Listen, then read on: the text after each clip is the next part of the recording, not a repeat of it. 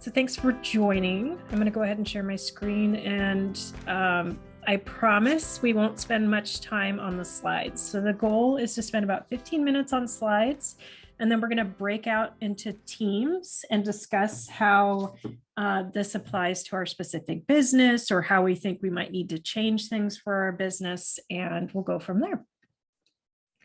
So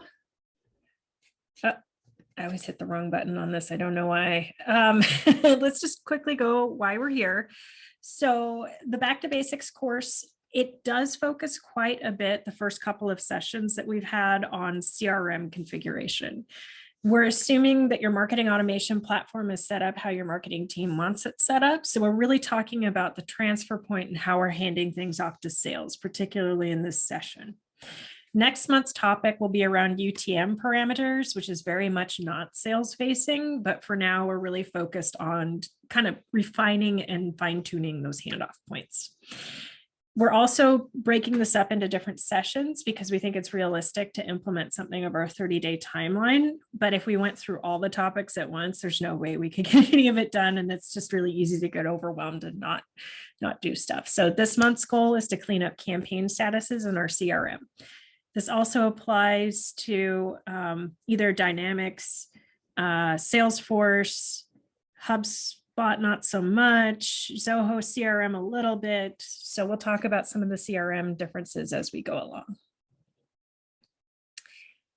So like I mentioned, we're going to do 15 minutes of best practices. I'm starting the clock now, and we'll do 30 minutes of a breakout session. And then we'll follow up with all the materials, recording everything on Slack via the B2B Bootcamp channel and Master Ops, and we'll also send that out in an email. So we're going to identify in this session what we want to track as an MQL, what we want to track for attribution, and then work backwards on campaign statuses. So we'll go through why this matters, considerations specific to your business. This is not a one-size-fits-all proposition, and using KPIs to determine statuses on your campaign level. We'll talk about, like I said, CRM structure. So Dynamics, Salesforce, probably not so much HubSpot, and we'll track things differently in external systems like your marketing automation platform. Your thresholds are going to be different there, and that's okay. So let's start with the scenario. So why this matters. Has anyone experienced this conversation? I know I have multiple times at multiple companies. So the struggle is sales and marketing often have very different goals and different definitions of what a lead is. So I've seen a lot of organizations with a volume metric goal, like MQL volume. It encourages certain behaviors that don't necessarily align with what's best for sales conversions. And then sometimes sales just has a really high bar that isn't totally realistic, and they don't understand that we want them to apply a little bit of logic as they go through these leads. So if you've ever heard the phrase, everything marketing sends us is garbage, you need to take it with a huge grain of salt. And it's also a big signal that you need to redefine your MQL. A globally accepted MQL definitions, buy-in from all the departments, goes a really long way in reducing friction between marketing and sales. I always say in B2B that a little bit of friction between the two teams kind of makes sense, but we definitely want to avoid animosity or the impression that we're just padding our numbers and trying to hit a goal as opposed to send sales what makes sense. So the biggest takeaway, if you take away nothing else, it's that it's really critical to read the room before you collaborate on an MQL definition. And what I mean by this is you really need to look at your company, organization stage, size, who you're targeting, your current volume, before you apply an MQL definition that you may have had in the past at a different organization. I've run into this myself where I've had the luxury of being at an organization that was inundated with lead volume. So it made sense to put a bunch of gates and barriers, then move to a smaller startup that does not have that problem. It doesn't always make sense to put a lot of gates on your leads if your sales team is starving. So questions to ask yourself include, is my sales team sated or starving? Are they drowning in leads, or do they have not enough? So you're going to want to look at your lead volume per rep and how many they can handle per day. You also need to be realistic about how confident you are in your ICP. So if you're just taking what the executive team is telling you about who they sell to, it's probably not the right definition. Anybody has internal bias that really skews them towards something that was super successful and sticks in their mind. And it doesn't always mean that that's the rule. So we want to identify our ICP as the 80% as opposed to the 20% that may be sticking in people's heads. We also have to be honest about whether or not our reporting structure is in place and where we want it to be. So let's realistically look at where we are today, whether or not that's sufficient, and what things we need to measure as we go forward to get better. And then we want to understand if today we can track conversions or efficiency by channel. So this goes back to session 1 and how we set up our channels or campaign types and being able to aggregate the data by that metric so we can see which channels are converting more efficiently from a lead gen perspective. So MQL is very lead gen centric. We're not covering attribution today, which is a broader lens. And we're going to have campaigns, which is why we need multi-touch attribution, that don't perform as well in lead gen, but are very helpful in pushing a deal along or initially grabbing awareness. And then we also need to think through whether or not we're at multiple product lines or buying cycles. So you may have a different definition for an MQL when it comes to a net new prospect versus somebody who's at a company that you've already have as a customer, and you need to rethink, how do I define MQL for that population? So a lot of marketers and startups were really hyper-focused on growth or net new customer acquisition. Those of us who have the luxury of being a little bit more mature may also need to introduce definitions for expansion and renewal. So the second takeaway, so hopefully you retain the read the room. The second takeaway I would love people to walk away with is to not create your buyer journey stages in a vacuum. So particularly with the MQL, this signifies a handoff between teams. At minimum, you need those 2 teams involved if you want people to trust your definitions, use it. It's just really, really critical.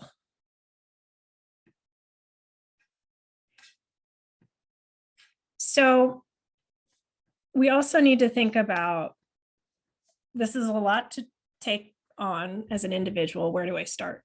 So we've read the room. We know we need to collaborate with the team. Now we need to ask ourselves what we're really trying to measure. So MQLs generally are lead generation effectiveness measure of my total population, how many raise their hands. We need this measure in place so we can determine effectiveness of the handoff between teams. So if we're looking at conversion rates and they dip, that's a signal that we need to come back and reevaluate the definition. It's super useful to have it in place for that exact reason. It also gives us different points in the journey so that we can measure velocity. And it gives us the ability to see how channels are performing with different kinds of deals. So I recommend that we come to the table with data, not just an opinion. So we need to figure out what our ratio of leads realistically our SDR or AE team can cover. So are we sated or starving? Do we have enough leads, or is the team just clamoring for more because they don't have enough? I also suggest analyzing your ICP. So looking at those close won deals, identifying the population that's most often associated with those to verify what the executive team is telling us. So a lot of times the executive team has a really narrow definition of ICP, and when we do research on the ICP, a lot of times we find that that data point is missing or not filled out enough for us to rely on it. So make sure you also look at whether or not we have the data needed to support the definition that's commonly socialized across the sales team. So I also recommend to visually chart your buyer journey, show this team your stats, make recommendations, listen, document. So collaboration is key. You're going to want to take feedback, and you're going to want to give mechanisms for the team to let you know when something's off base. So just as a reminder, folks, as I go along on this, I know I'm going quickly because I'm trying to stick to my timeline. But if you have any questions, go ahead and pop them in chat, specifically how this might not work for your organization or how it needs to change for your organizations. Really interested to hear that. Okay, so we talked about MQL. This isn't necessarily the same as response management. So campaign responses are determined by your campaign status in your CRM. So you have a channel, you have your campaign, and then you have a bunch of options for people in that campaign as what they've done with the campaign. So let's say it's a webinar, you have registered initially, and then you're probably going to move them into attended or no show. Your organization may have very specific thresholds for what a response is.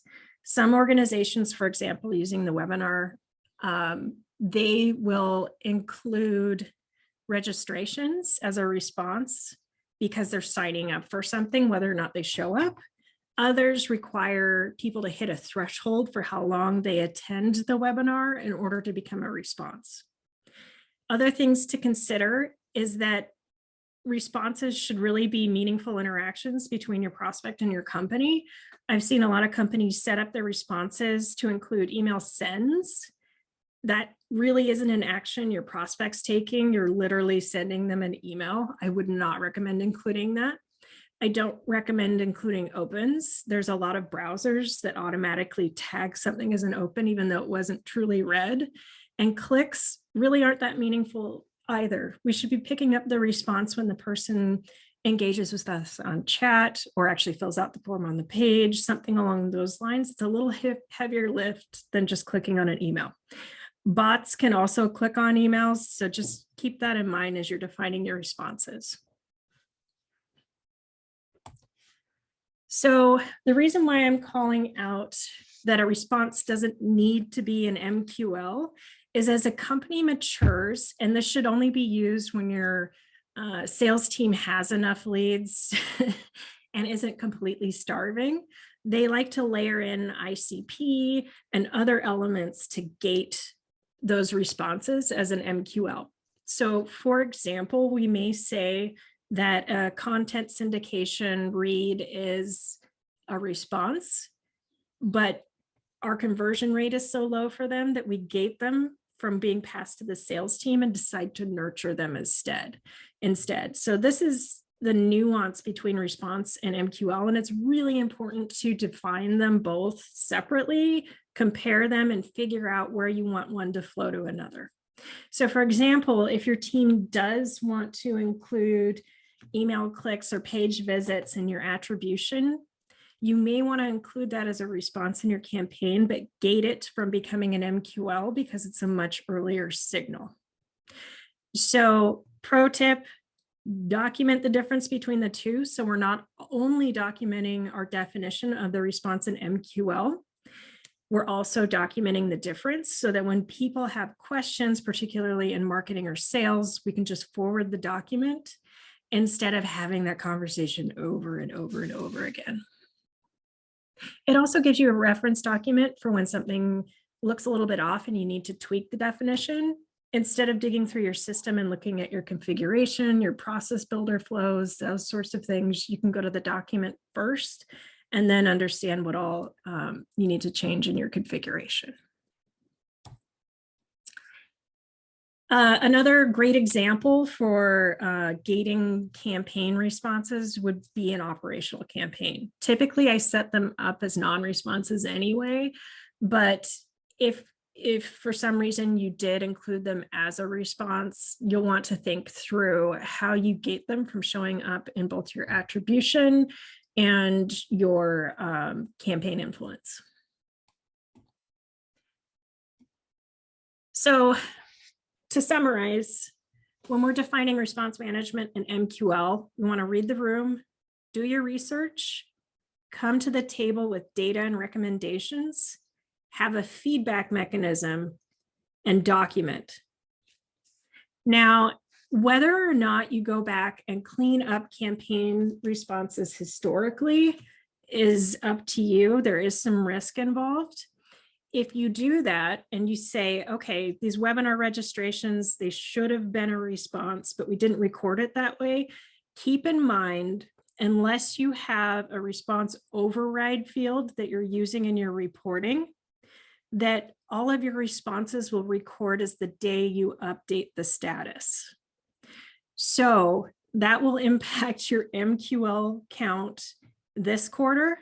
It won't go back in time and fix that. So we highly recommend putting in a response override date and a process in place so that a field is being looked at that takes that override into account, as opposed to just the last time you touched it and updated the response.